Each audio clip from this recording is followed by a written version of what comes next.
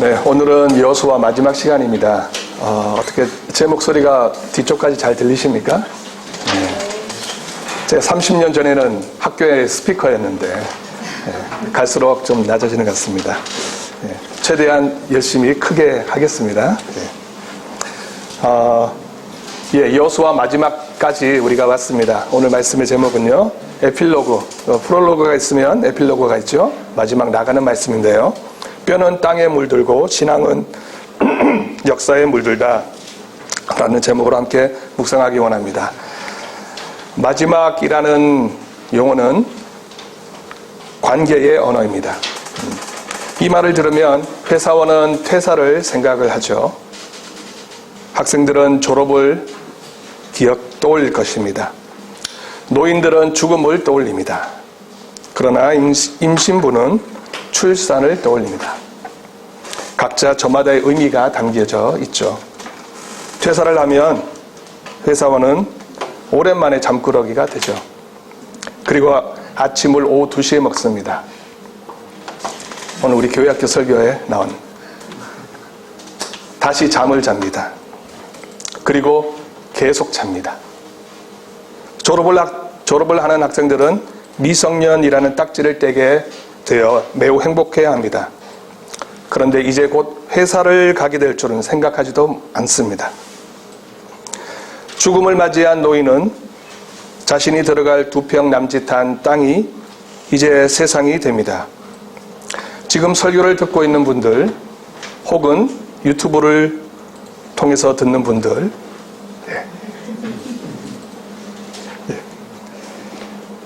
그 모든 분들은 그곳이 어떤 곳인지 말해줄 수 있는 분이 아무도 없습니다. 저는 알아도 말하지 않겠습니다. 왜냐하면 여러분들이 들으면 너무 놀라서 죽을 수 있기 때문입니다. 출산을 하면 임신부는 몸이 매우 가벼워집니다. 그러나 두 어깨에 올라간 양육의 책임은 시간이 갈수록 무거워집니다.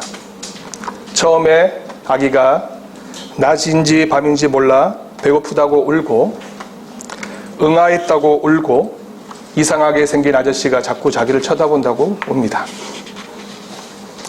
깊이 생각해보면 마지막은 관계가 끊어지는 것이 아니라 새로운 관계를 맺는 씨앗이 됩니다. 오늘 본문 29절은 여호수아의 마지막을 이렇게 표현하죠. 이 일 후에 여호와의 종 눈의 아들 여호수아가 110세에 죽었다. 아이러니하게도 여호수아의 시작은 이렇게 시작합니다. 여호와의 종 모세가 죽은 후에. 누군가가 기독교 신앙은 요람이 아니라 무덤에 있다고 한 말이 기억납니다. 여호수아서의 시작과 끝은 죽음에서 시작하고 죽음에서 끝이 나고 있습니다.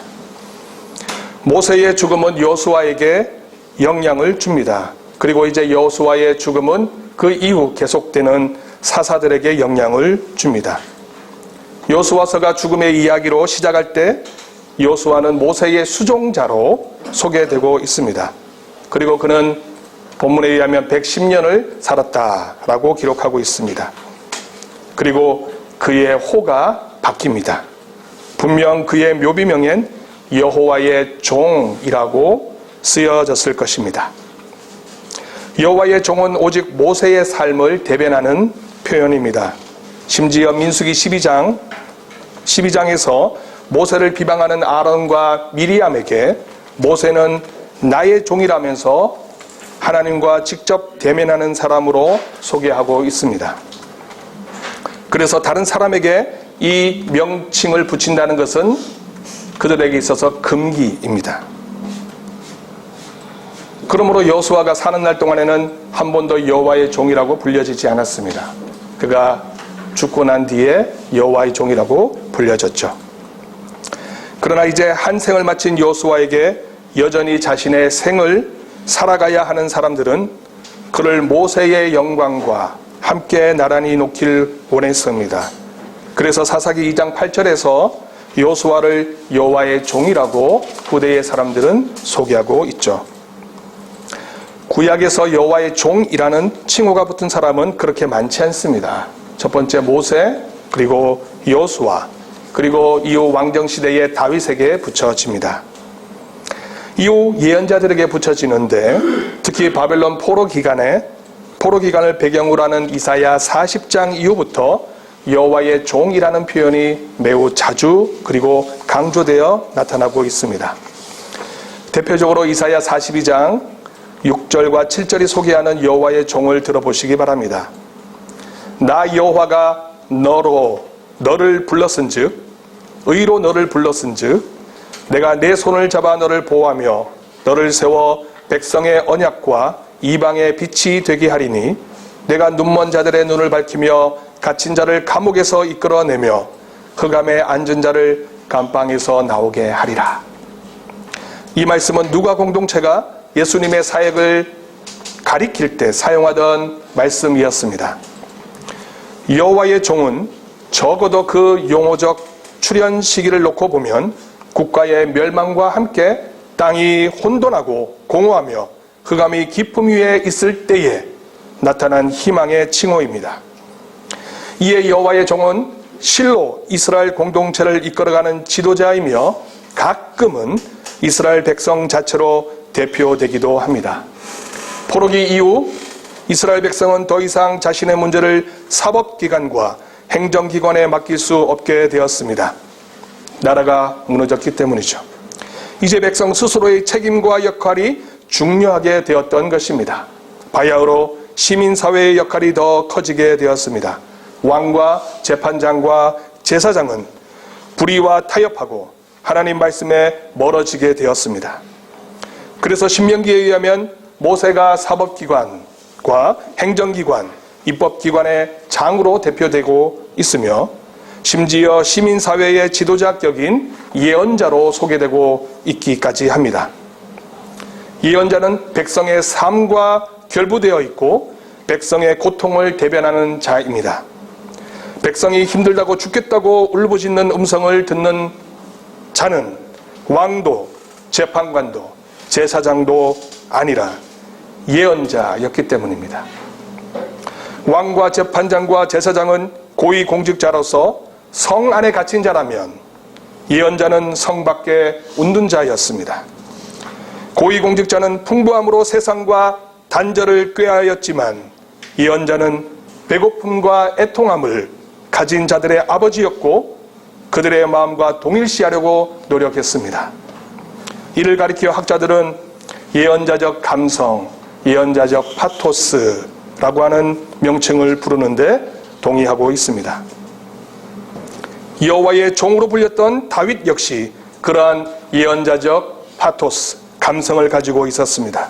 사무엘상 22장을 보면 다윗이 사울을 피하여 아둘람 굴로 도망갔을 때 약 400여 명의 사람들이 그와 함께 모였다고 했는데 그들은 환난 당한 자, 그들은 빚진 자, 그들은 마음이 원통한 자들이었다고 기록하고 있습니다. 다윗은 자신의 죽이려는 사울의 심리 상태까지 자기의 아픔으로 승화시켰고 그리하여 음악을 통하여 그의 아픈 마음을 치료하기도 했습니다.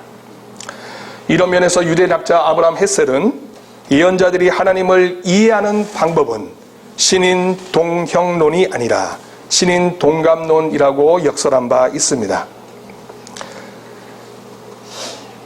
그는 하나님이 인간의 모습을 띠신다는 이해보다 하나님이 인간의 감정을 가지고 계신다는 이해로 적극적으로 이해하고 있다는 것이죠. 이 이해가 적극적인 면으로 동의하기는 어렵다고 할지라도 이런 모습은 예언자들에게서 가장 많이 나타나는 모습일 것입니다. 이사야 53장 3절과 4절에서 소개하고 있는 여호와의 종의 노래 네 번째를 들어보시기 바랍니다. 그는 사람들에게 멸시를 받고 버림을 받고 고통을 많이 겪었다. 그는 언제나 병을 앓고 있었다. 사람들이 그에게서 얼굴을 돌렸고 그가 멸시를 받으니 우리도 덩달아 그를 귀하게 여기지 않았다. 그는 실로 우리가 받아야 할 고통을 대신 받고 우리가 겪어야 할 슬픔을 대신 겪었다. 그러나 우리는 그가 형벌을 받아서 하나님에게 맞으며 고난을 받는다고 생각하였다. 대신 받고 대신 겪었다. 이제 여호수아는 그런 마음을 가진 모세처럼 다윗처럼 예언자들처럼 여호와의 종으로 자신의 생애를 가감없이 드러냈습니다. 이제는 모세의 수종자가 아니라 여호와의 종으로 불려지고 있다는 것은 그만큼 그의 인생이 하나님 마음에 합한 자였음을 후대 신앙인들은 평하였다는 것입니다. 이렇게 여호수아는 자신의 삶을 마치고 자신의 조상의 땅인 아브라함 산지 딥낫 세라에 장사됩니다. 그의 삶은 모세처럼 마땅히 본받을 만하였고 귀감이 되었습니다. 그래서 여호수아와 함께 한 이스라엘의 장로들도 여호와를 섬기는 일에 적극적으로 참여하였다고 성경은 기록하고 있습니다. 여호수아의 신앙은 시간이 깊어질수록 사람들의 기억 속에 각인되었습니다. 그의 신앙의 삶은 점차적으로 이스라엘 신앙 역사 깊숙이 침투해 들어갔고 그들의 신앙 역사에 물들어 갔습니다. 에브라임 지파였던 여호수아의 신앙은 그의 뿌리인 요셉의 신앙과 연결되고 있습니다. 요셉은 형제들의 시기와 질투로 노예 상인들에게 팔려 애굽으로 끌려가게 되었죠. 형제들에게 배신당한 요셉의 마음이 어떠했을까요? 요셉은 자기 형제들을 향한 분노를 내기보다 하나님이 자신의 가족을 살리시기 위하여 자신을 사용했다면서 하나님의 인도하심에 오히려 큰 의미를 두고 있었습니다. 그의 신앙은 형제들의 신앙의 삶에 깊숙이 침투하여 물들게 하였고 형제들 간의 우애가 더 깊어지게 하였습니다. 이러한 신앙의 모습은 적어도 500년 이상 에브라임 지파를 물들게 했고 그 결과 여호수아도 이러한 신앙의 삶을 살 수 있었습니다. 요셉 이후 이스라엘은 애굽에서 떠날 때까지 적어도 430년 동안 포로로 있었다고 출애굽기 12장 40절에서 소개하고 있죠. 그리고 광야 40년, 그리고 가나안 땅에서의 전쟁 등을 종합해 볼 때 얼추 500여 년이 흘렀다고 볼 수가 있습니다. 물론 이 셈법은 성경의 이야기를 문자적으로 따라 읽으면 그렇습니다. 그러므로 성경은 오랫동안 요셉의 뼈는 에브라임 지파 사람들에 의해서 보관되었다는 것을 알려줍니다. 이 사건이 의미하는 것은 무엇일까요? 결국 요셉의 신앙의 모습이 적어도 에브라임 지파의 신앙 속에, 역사 속에 깊이 물들어 있었고 그 신앙 전승이 오랜 시간이 흘렀지만 여호수아 시대에 그대로 나타날 수 있었음을 보여줍니다. 저는 성경은 아래로부터 보는 법을 가르쳐주는 구원관을 가지고 있다고 봅니다. 성경의 많은 곳에서 이런 언급들이 있기에 다 소개하기는 힘듭니다. 한 가지를 소개하자면요. 아모스 5장 24절에서 공의가 물처럼 흐르게 하고 정의가 마르지 않는 강처럼 흐르게 하여라 라는 말씀이 바로 가장 적절한 표현입니다. 한때 사회 정의를 강조하는 것이 마냥 예언자의 말씀을 이해하는 가장 중심적인 해석 방법이라고 여겨졌을 때 저 역시 이 말씀을 소중하게 여겼습니다. 물론 지금도 매우 중요한 삶의 가치를 실현하는 데 있어서 중심에 서 있기도 한 말씀입니다. 공의와 정의, 이것은 하위 계급의 눈높이에서 바라볼 때 적용될 수 있는 용어라는 것이죠. 뿐만 아니라 하나님의 마음을 가진 자들은 당연히 낮은 자들의 마음을 읽으려고 노력해야 한다는 것입니다. 에브라임 지파인 여호수아는 그런 삶을 살았다고 인정하여 여호와의 종으로 불렸습니다. 그리고 요셉의 신앙에 영향을 받았고 여호수아의 후손들에게 또 그 영향력은 전달되었습니다. 한 신앙인의 삶은 그렇게 영향을 받고 영향을 줍니다. 그렇게 요셉의 뼈가 땅에 묻히듯 여호수아의 뼈도 땅과 하나가 됩니다. 그리고 그들의 신앙은 더욱더 강력하게 신앙의 역사 속에 물들어 갑니다. 500년 동안 요셉의 뼈가 땅에 묻히지 못했으나 그 기억은 사라지지 않고 그 후손들에게 남아있듯이 이제 여호수아의 신앙의 삶은 그렇게 후손들에게 전해질 것입니다. 여호수아는 여호와의 종이었다. 보네포의 옥중서관에서 그가 죽기 직전 날짜에 기록한 글이 있습니다. 비교할 수 없이 가치 있는 경험이 남아있다네. 우리는 특히 이번에 세계 역사의 중요한 사건들을 아래로부터 보는 법을 배웠다네.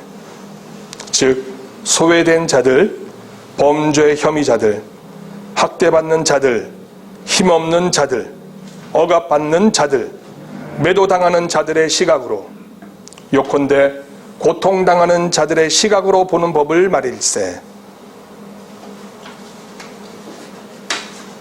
아래로부터 보는 법을 배웠다네. 저는 여호수아를 처음 시작할 때 모세가 여호와의 종이었음을 해석하면서 그 종은 경작하는 인물하고 소개했습니다. 어쩌면 여호와의 종은 우리 사회의 가장 아래에 있는 사람들의 마음과 그들의 정신과 그들의 상황을 새롭게 경작할 수 있도록 함께 손을 잡고 살아가는 사람이 아닐까요? 하나님의 감정, 감성, 예언자의 감성이 그들과 연결되어 있다면 우리 역시 그들과 연결되어 있을 수밖에 없습니다. 이런 면에서 임태주 시인은 관계의 물리학에서 이렇게 소개합니다. 연결되어 있다는 것은 의무가 따르는 두려운 축복이다. 의무가 따르는 두려운 축복이다. 이런 면에서 우리 사회에 부족한 부분이 있다면 되도록 아래에 속한 사람들의 환경을 중심으로 우리의 법과 질서와 제도를 개혁해 나가는 것이 중요하리라 봅니다. 우리 언덕이 이런 신앙의 정신을 실천하여 하나님의 마음을 세상에 물들게 하는 귀한 역할을 다하기를 간절히 소망해 봅니다. 기도하시겠습니다.